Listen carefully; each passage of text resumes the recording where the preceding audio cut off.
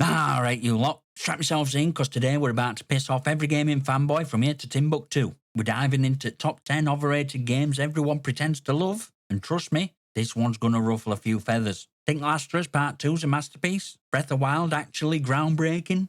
Ah, don't make me laugh. But before we get started, don't forget to like, subscribe and all that bollocks. It helps the channel grow and gives me an excuse to keep roasting your favourite games. Let's get on with it.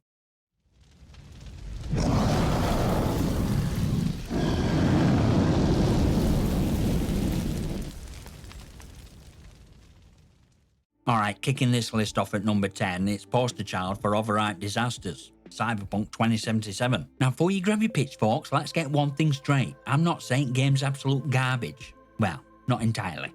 But for a title that was supposed to revolutionise open world gaming, it barely managed to deliver a coherent experience at launch. Buggy NPCs, T-posing characters, crashes every 10 minutes. It felt less like a gritty cyberpunk future and more like a tech support nightmare. Sure, CD Projekt Red slapped some duct tape on it with updates, but does that excuse overblown marketing campaign?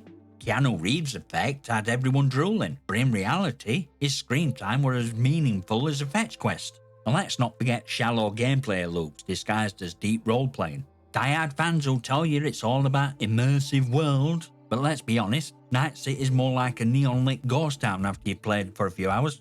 Cool on surface, but as empty as Call of Duty fans' argument defending skill-based matchmaking. Cyberpunk 2077? More like Cyberflunk 2077. Time we admit this one's all style and no substance.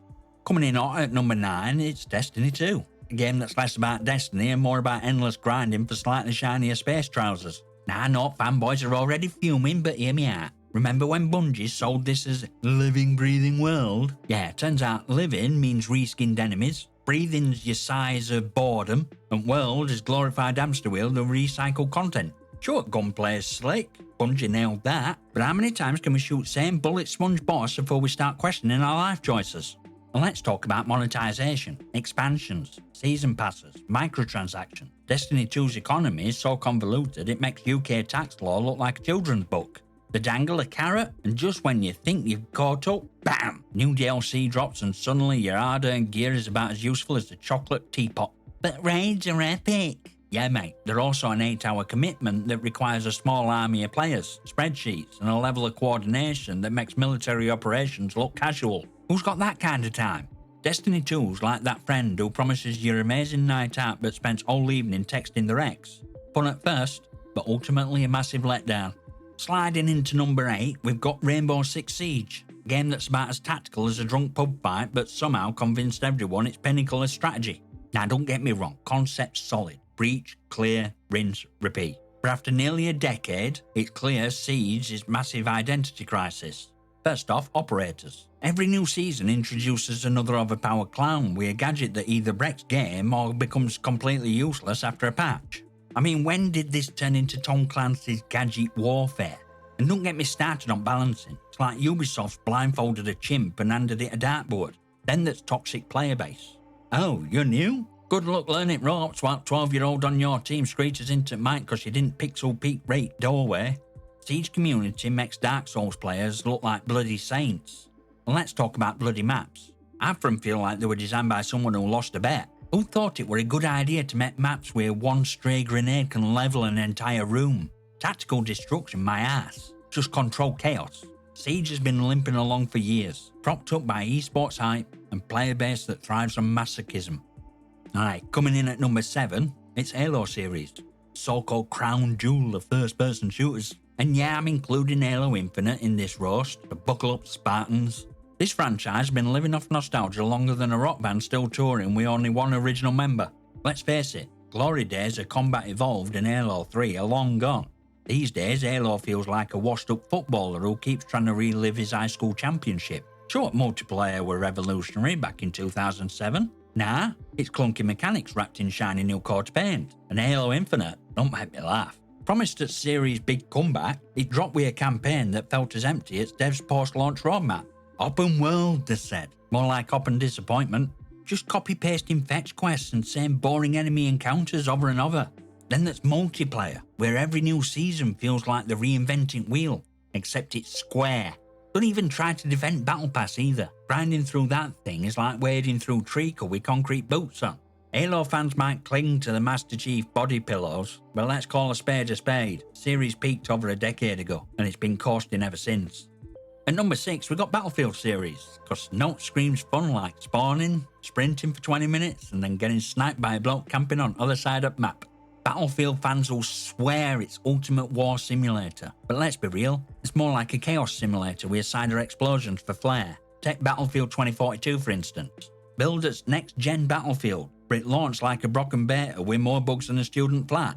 Hovercrafts climbing skyscrapers, tornadoes doing sod all, and specialists that feel like they wandered in from a Fortnite match. It's like DICE forgot what made Battlefield great in first place. Teamwork, strategy, not turning every game mode into a Michael Bay fever dream. And what about Battlefield 1 and V era? Sure, they tried to innovate, but half the time, games felt more like historical cosplay sessions than proper shooters. Here, take this bolt-action rifle and go fight a tank. Cheers, mate, that's balanced. Then there's trademark Levolution. You know, those scripted destruction events that were cool for about 5 minutes. After the first time, it's just, oh look, skyscraper fell again. Neat. Can we get on with match now? Battlefield is a franchise that constantly promises, under-delivers, and yet somehow keeps a die-hard fanbase forming at mouth for next installment. Alright, number 5 is a bit of a curveball, or should I say, banana peel. Yep, we're talking about infamous Banana. What started as a meme game somehow spiraled into a full-blown phenomenon, with fanboys acting like it's second coming of Half-Life 3. Let's get one thing straight, this game is about as deep as a puddle. Sure, it's quirky and might have a chuckle or two, but calling it innovative is like saying instant noodles are haute cuisine. Entire gimmick revolves around clicking on a banana. That's not game design, that's glorified jokes stretched thin over a couple of hours. And community? Don't even get me started. They'll defend this game like it's the firstborn, insisting it's satire or a critique of modern gaming. Oh, please. It's a one-trick pony, and that trick gets old faster than your nan's jokes at Christmas dinner. Banana's perfect example of how internet hype can turn mediocre game into a cult hit. But hey, clicking on digital bananas is your idea of fun. Who am I to judge? Just don't pretend it's some kind of gaming revolution. At number 4, we're taking one of the most untouchable games in modern history, Legend of Zelda Breath of the Wild. Go ahead, clutch your pearls, Zelda fans, because this sacred cow is about to get a proper grilling. Look, I get it, open world games are fun, and Nintendo managed to make one that's actually polished. But let's not pretend Breath of the Wild is some revolutionary masterpiece. Strip away its shiny visuals and you're left with mechanics that have been done before. Only we had a busy work like cooking a million bloody meals just to survive in a cold mountain. Exciting, right? Oh, but world's so immersive. Yeah, until you realise most of it's just empty space with occasional Korok seed to remind you how much time you're wasting. And those shrines? Identical copy-paste puzzles that feel like they were designed on a lunch break. Sense of accomplishment wears off faster than Link's stamina gauge. Speaking of which, why is stamina system so universally praised? Climbing a cliff is less about exploration and more about spamming stamina food like a lunatic. Immersion my ass. And don't even get me started on weapon durability, because Note screams fun like your sword breaking in the middle of a fight. Breath of the Wild is like a fancy salad. Looks great, but halfway through you realise it's just lettuce and overpriced dressing. Overrated don't even begin to cover it. Alright lads, buckle up, because at number 3 we're taking aim at Call of Duty series. Franchise that's been regurgitating same-tide formula since Modern Warfare made everyone think they were one-man army. Call of Duty ain't just overrated, it's gaming equivalent to that bloke who peaked at high school and ain't stopped talking about it since.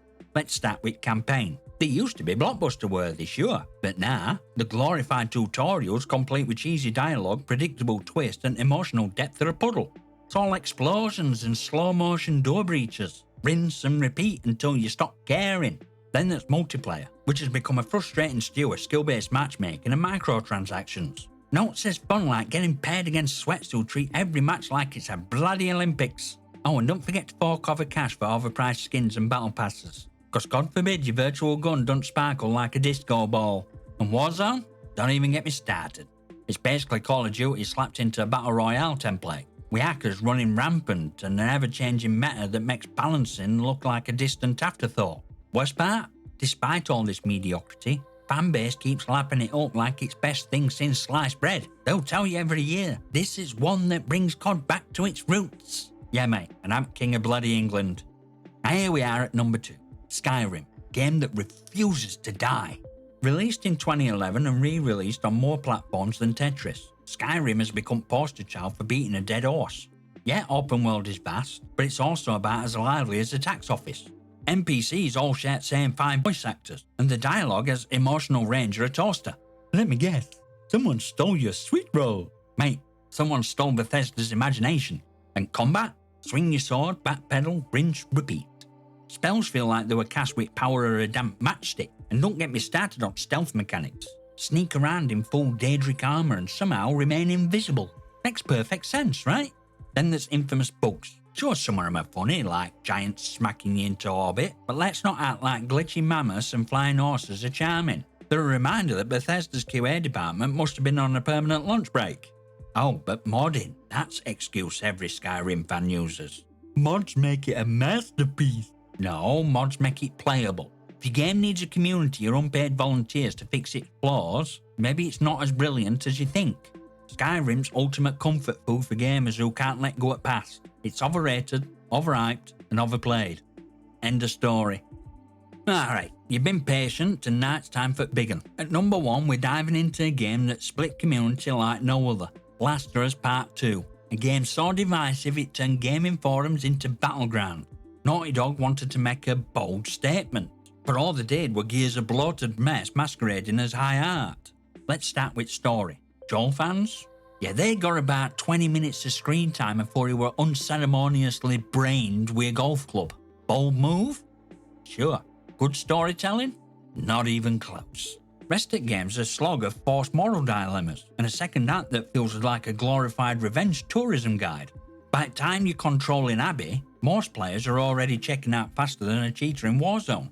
Speaking of Abby, Naughty Dog tries so hard to make us care about her, but forcing empathy down players' throats is not the same as good character development. The story's fine on its own, but when you're swapping between her and Ellie, it feels like emotional whiplash. Gameplay? Yeah, it's polished, but it's also painfully repetitive. How many times can you crawl through knee-high grass, craft same Molotov, or kill yet another dog? And forced stealth sections, they've got pace and a broken metronome. Then there's fandom. You got one side screaming, "It's a masterpiece," and other side shouting, "It's a betrayal." Honestly, discourse around this game is more exhausting than the game itself. Last of Us Part 2 is what happens when a studio tries too hard to be edgy and ends up cutting itself. Overrated, overhyped, and over it. And that's a wrap, folks. Top 10 overrated games everyone pretends to love, served up hot and unfiltered. From Cyberpunk 2077 to Last of Us Part 2, we've ruffled some feathers, shattered some nostalgia goggles, and probably pissed off more than a few fanboys. But hey, someone had to say it, right? Now if you made it this far, you're clearly a legend, so why not go extra mile? Join Madness over on Discord. We've got debates, memes, and gaming squads ready to roll. Follow me on Twitter for even spicier hot takes. Fancy a bit more support? Become a channel member for exclusive perks and sneak peeks into upcoming content. Links are all down in the description. And don't forget, smash that like button, hit subscribe and slap that bell icon so you don't miss next rant. Got opinions? I'm sure you do. Drop your comments and questions below. And who knows, you might get featured in a future video. Alright, I'll catch you next time, you magnificent.